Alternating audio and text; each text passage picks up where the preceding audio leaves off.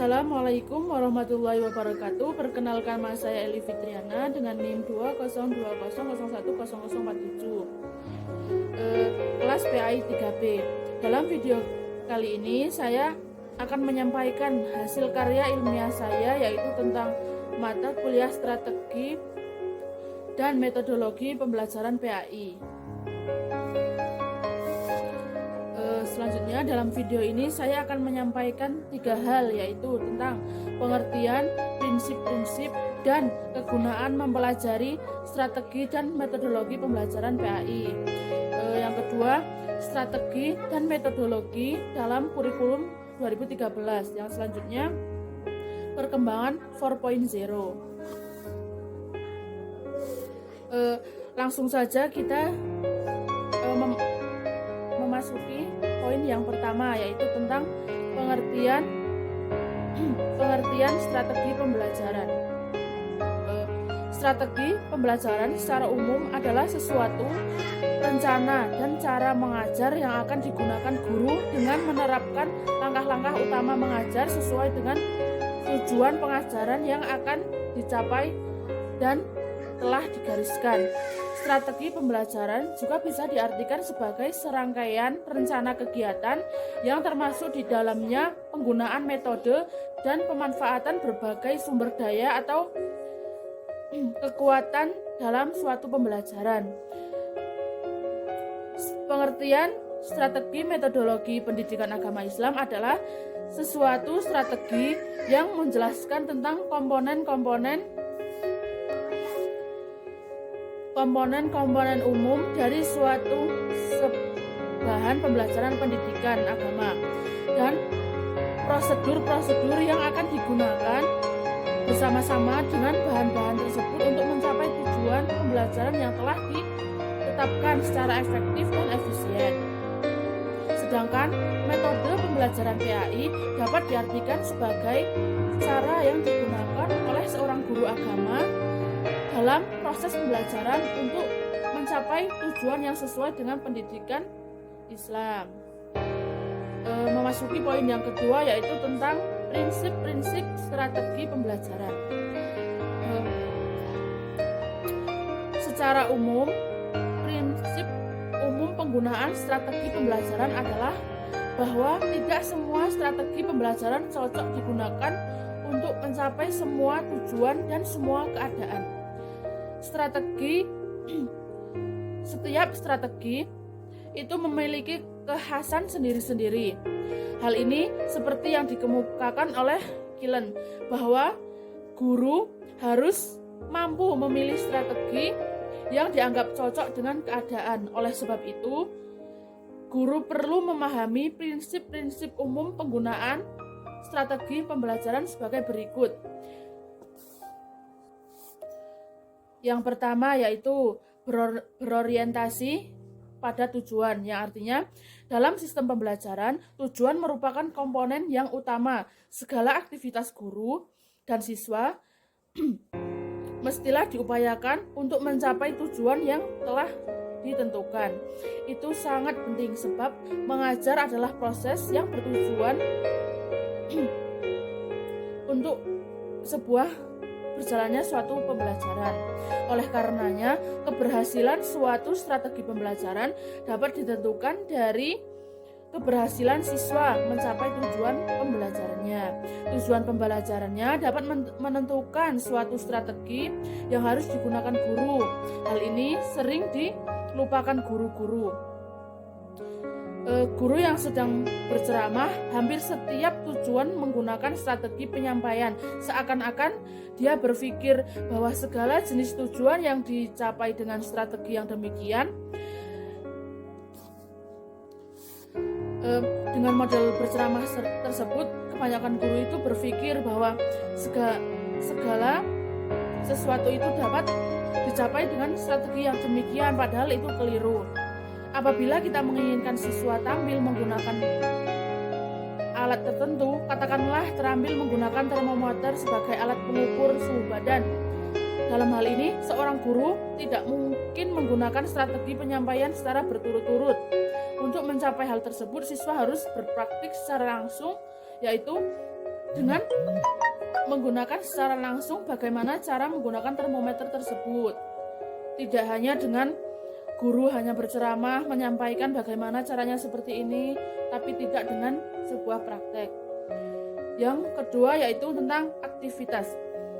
Belajar bukanlah menghafal sejumlah kata atau fakta atau informasi. Belajar adalah berbuat, memperoleh pengalaman tertentu sesuai dengan tujuan yang diharapkan. Karena itu, strategi pembelajaran harus dapat mendorong aktivitas siswa. Aktivitas tidak dimaksudkan harus dapat mendorong aktivitas siswa. Aktivitas siswa itu dimaksudkan terbatas pada aktivitas fisik, akan tetapi juga meliputi aktivitas yang bersifat psikis seperti aktivitas mental. Yang sering guru lupa dengan hal ini, banyak guru yang terkecoh oleh sikap siswa yang pura-pura aktif padahal sebenarnya tidak. Jadi guru itu harus selalu memperhatikan siswa. Tidak hanya dengan siswa sering bertanya itu sudah menganggap siswa tersebut aktif, tetapi padahal ada juga siswa yang aktif tetapi tidak aktif itu. Yang ketiga yaitu individualitas. Mengajar adalah usaha mengembangkan setiap individu siswa. Walaupun kita mengajar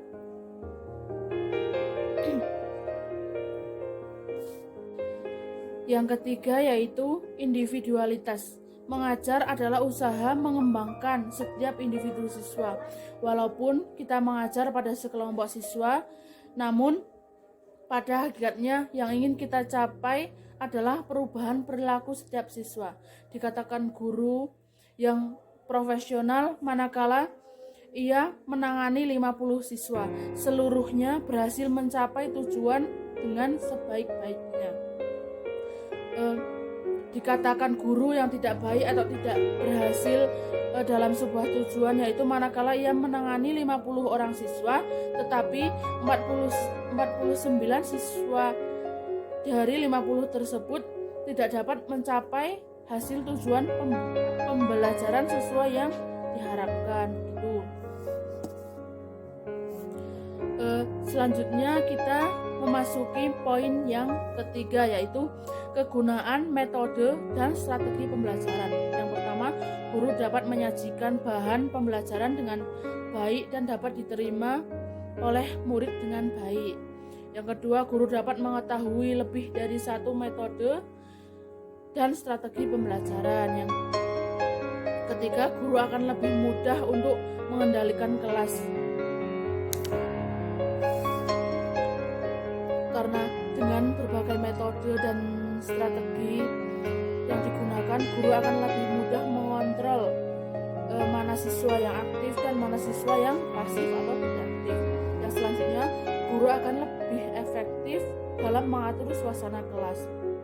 Yang selanjutnya yaitu semakin banyak metode dan strategi yang digunakan dan dikuasai oleh guru dalam menyampaikan mata pembelajaran kepada anak didiknya, akan semakin mudah untuk mengalirkan ilmunya walau menghadapi berbagai macam perbedaan yang dimiliki oleh masing-masing anak didiknya. Yang selanjutnya memasuki poin yang keempat yaitu tentang faktor yang mempengaruhi pembelajaran. Di sini ada beberapa faktor yaitu pertama faktor guru. Guru adalah faktor utama dalam pembelajaran. Berhasil atau tidaknya sebuah pembelajaran tergantung pada bagaimana cara seorang guru membelajarkan sebuah materi terhadap siswa-siswanya. Yang kedua yaitu faktor dari siswanya itu meliputi kondisi fisik. Fisik yang sehat merupakan hal yang penting untuk berjalannya pembelajaran agar mendapatkan pemahaman yang baik dari guru dan sebaliknya guru apabila sudah mengetahui bagaimana kondisi fisiknya siswa pasti akan lebih mudah untuk menyampaikan pembelajarannya. Yang ketiga yaitu kondisi psikis. Karena kemampuan anak yang berbeda-beda, maka guru bertugas untuk membantu mengembangkan kemampuan mereka. Yang faktor yang ketiga yaitu faktor tujuan. Faktor tujuan ada 4 poin. Yang pertama, kejelasan, meliputi apa misi visi dari sekolah tersebut dan juga apa tujuan pembelajaran di sekolah tersebut. Yang kedua, urgensi, pentingnya kelas, permintaan atau kejurusan di SMA atau MA, karena apabila seorang siswa tidak minat dengan salah satu mapel tersebut, ia tidak akan berhasil dalam pembelajarannya. Yang ketiga yaitu tingkat kesulitan. Bukan hanya kelas yang harus berjenjang dari SD, SMP, kemudian SMA, namun juga materi pembelajarannya harus diperhatikan, karena dari hal yang paling mudah hingga yang paling sulit, dari yang konkret menuju yang abstrak, hal tersebut dimaksudkan untuk membantu mempermudah siswa dalam pembelajaran. Selanjutnya, kesesuaian materi. Dan faktor yang keempat yaitu faktor lingkungan, meliputi lingkungan fisik. Lingkungan sekolah yang baik ialah lingkungan yang jauh dari kebisingan atau polusi. Yang kedua, lingkungan sosial. Tata letak sekolah juga harus diperhatikan, sebaiknya tidak di tengah pasar, mal, tempat karaoke, dan tempat liburan lainnya.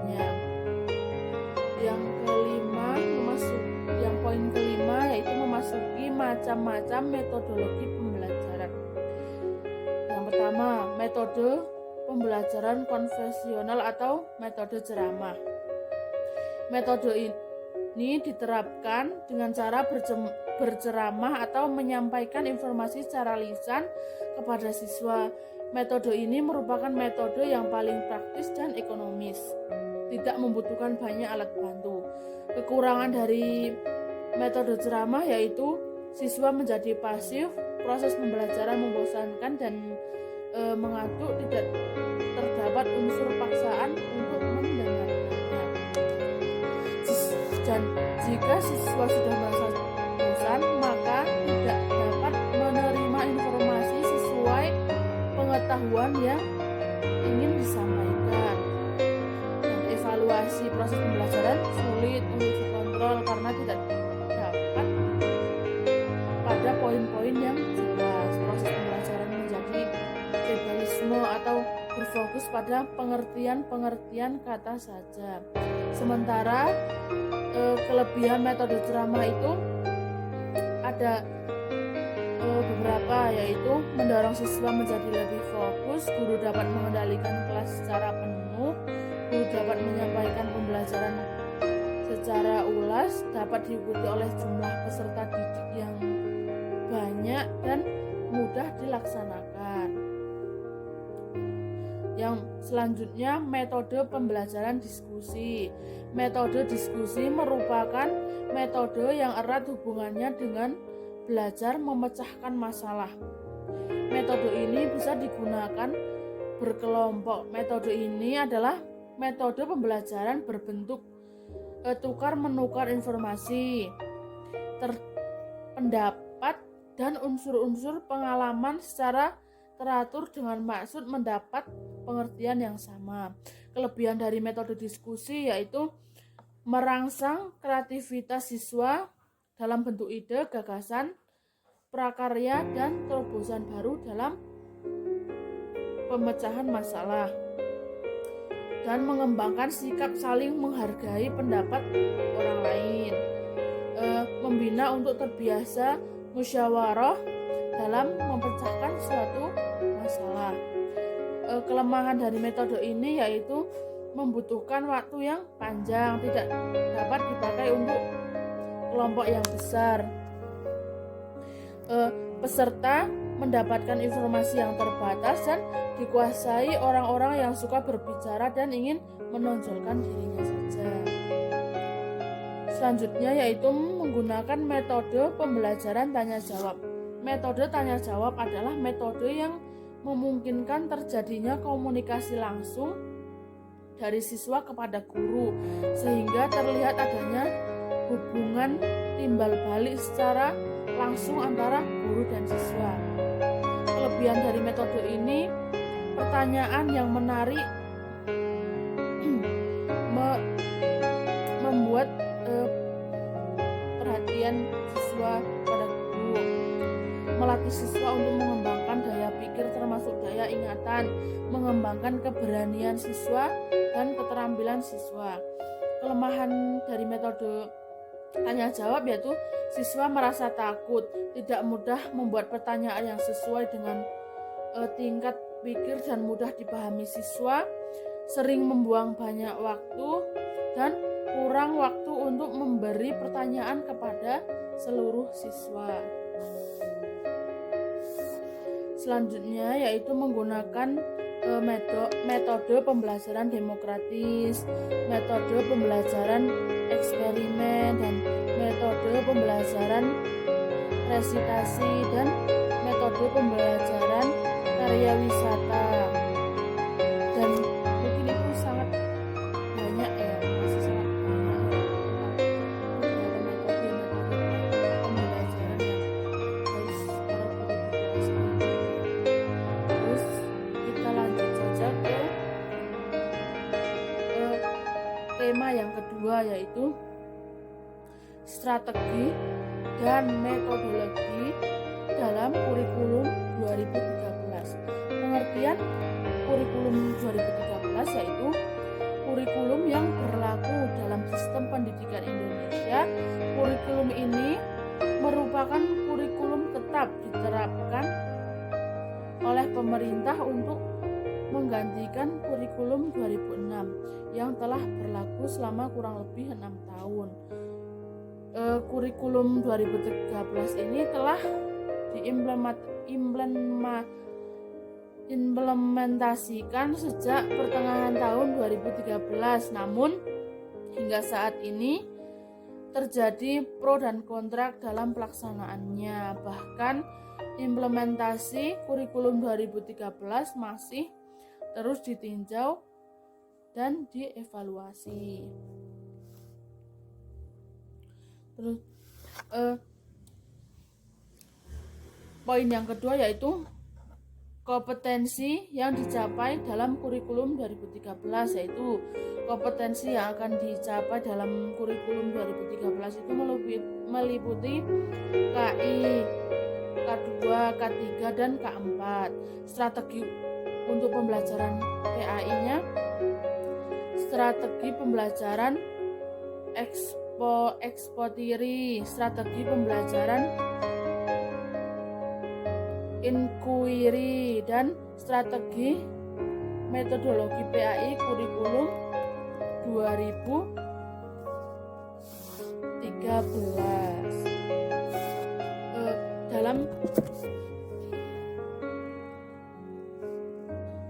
Di dalam metode pembelajaran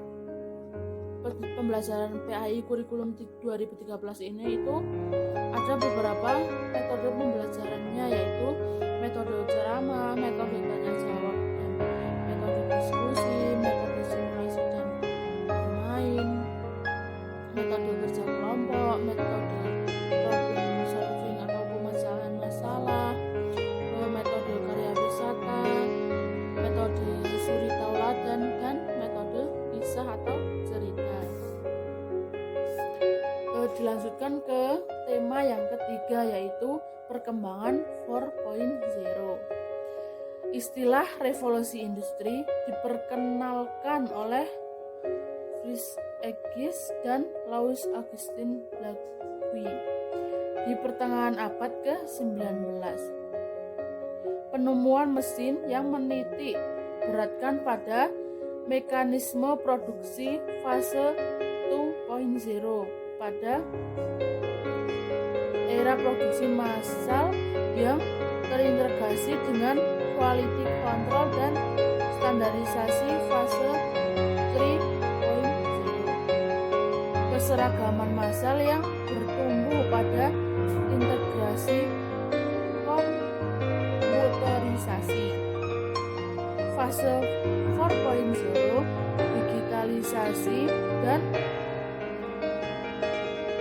otomatisasi, perpaduan internet dengan manufaktur. Era revolusi 4.0 disebut juga dengan era siber atau era tanpa sekat dan batasan ruang dan waktu, merangsang sekaligus menumbuhkan kemajuan sains teknologi yang menghasilkan penciptaan mesin pintar seperti robot otonom, bahkan artificial intelligence. Era ini banyak memberikan kesempatan-kesempatan baru dalam segala bidang dan sekaligus melahirkan tantangan-tantangan yang kompleks dan sulit, sehingga menuntut kualitas sumber daya manusia yang menguasai ilmu pengetahuan dan juga dapat memecahkan masalah-masalah dalam kehidupan masyarakat. Era revolusi industri 4.0 dan konsekuensinya. Permasalahan pendidikan Islam tidak boleh dipandang sebagai hal yang biasa oleh stakeholder yang ada, agar pendidikan Islam mampu bersaing dan menjadi acuan baru dalam melaksanakan pendidikan di tanah air, sehingga pendidikan yang membentuk insan kamilah seperti cita-cita pendidikan dapat tercapai. Pendidikan harus melakukan transformasi. Para stakeholder pendidikan Islam harus melakukan perubahan pada wajah dan muatan kurikulum sesuai dengan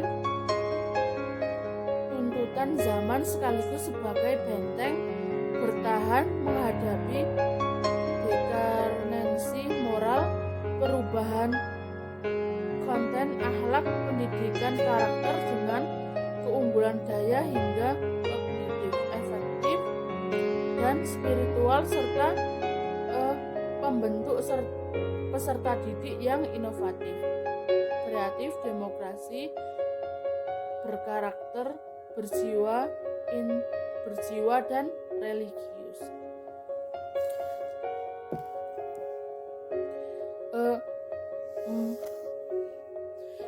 Kita memasuki kesimpulan dari 3 tema di atas, yaitu pengertian strategi pembelajaran pendidikan agama Islam adalah suatu strategi yang menjelaskan tentang komponen-komponen umum dan suatu set bahan pembelajaran pendidikan agama dan prosedur-prosedur yang akan digunakan bersama-sama dengan bahan-bahan tersebut untuk mencapai tujuan pembelajaran yang telah ditetapkan secara efektif dan efisien.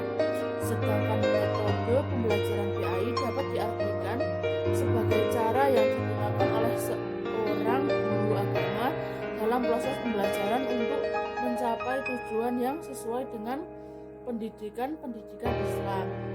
Kurikulum 2013 merupakan kurikulum baru yang diterapkan oleh pemerintah untuk menggantikan kurikulum tingkat satuan pendidikan. Kurikulum 2013 masuk dalam masa percobaan di tahun 2013 dengan menjadikan beberapa sekolah menjadi sekolah percobaan. Di tahun 2014, kurikulum 2013 sudah ditetapkan di kelas 1, 2, 4, dan 5, sedangkan untuk SMP kelas 2 dan 3, dan untuk SMA kelas 10 dan 11. Diharapkan pada tahun 2015 telah diterapkan di seluruh jenjang pendidikan.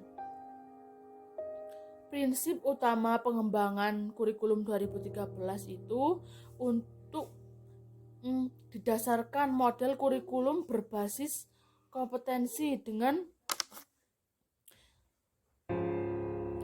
eh, lulusan yang ditetapkan untuk satu satuan pendidikan dengan pendidikan dan program pendidikan. Setelah memiliki prinsip utama kurikulum, dan di dalam kurikulum 2013 ini memiliki 3 aspek penilaian, yaitu aspek pengetahuan, aspek keterampilan, dan aspek sikap dari perilaku siswa tersebut. Mungkin hanya ini yang dapat saya sampaikan dari karya ilmiah saya. Apabila banyak kesalahan kata atau tutur kata yang tidak mengenakan, mohon maaf yang sebesar-besarnya. Wassalamualaikum warahmatullahi wabarakatuh.